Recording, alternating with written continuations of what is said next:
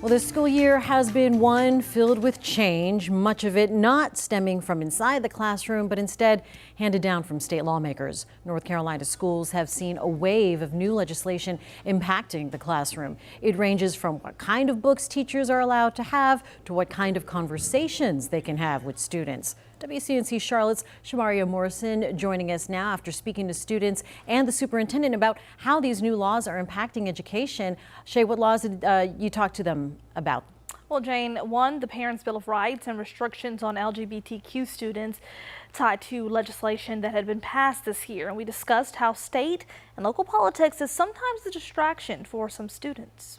In an exclusive one-on-one interview with WCNC Charlotte, CMS's Superintendent Crystal Hill says she recognizes politics' place in education. I have an understanding of the way that politics plays into K-12 education. We have an elected school board, we have elected legislators, we have an elected governor. And all those elected positions come with cost for education. West Charlotte senior Malachi Thompson says students are not blind to the spotlight on education in politics. Oftentimes we forget about the students' voices, and all we do is remember the parents and the teachers, but students have stories too. Sharing student stories is why Thompson is part of Superintendent Hill's student advisory team. My first encounter with her was she asked me a question. She said, "What does the students want?" Thompson says political decisions by the General Assembly have hurt his classmates. I share a classroom with some of our LGBTQ community, and they just don't feel safe. Over the summer, state lawmakers filed 6 bills aimed at transgender youth,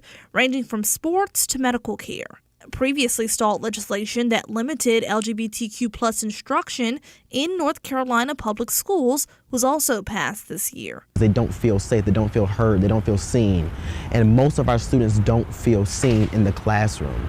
So once we provide that opportunity for them to be seen, heard, and viewed, then they can feel comfortable to sit in their classrooms and learn. Hill has previously said the district will follow the law while making sure all students still feel welcome. She tries to keep her hands out of politics and in the classroom. I think the best way to do that is keep the main thing the main thing. Schools were designed and developed to impact positively student achievement. Plain and simple, right?